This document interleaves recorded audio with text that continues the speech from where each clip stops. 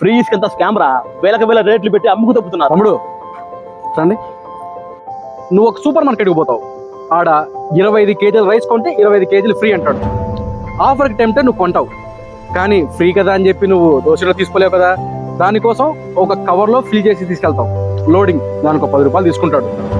మీ ఇంటి దాకా తీసుకెళ్ళాలంటే నీకు ఆటో కావాలి. వాడు ఫ్రీ రైస్ కదా అని ఫ్రీగా తీసుకెళ్ళాడు కదా, వాడు 100 రూపాయలు అడుగుతాడు.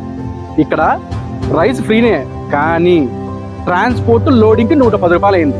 అట్లే 4.5 టన్నుల ట్రాక్టర్ ఇసుక 1300 పడింది. అంటే ఆ 1300 దేనికి ఖర్చు అయింది? ఇసుక కాదు, లోడింగ్ కి ట్రాన్స్పోర్ట్. అదే ఆ ప్రభుత్వంలో అదే ట్రాక్టర్ ఇసుక 8,000 నుంచి 10,000 దాకా పడింది. అదే లారీ అయితే 50,000కు పైగానే పడింది. ఇప్పుడు చెప్పండి, ఎవరిది అరాచక ప్రభుత్వమో? మీ తప్పు తెలుస్తుందేమోనని మంచిని కూడా తప్పుడు ప్రచారం చేస్తే మీ సింహానికి సార్ సింగిల్ సీటు కూడా కష్టమే, గుర్తు పెట్టుకోండి.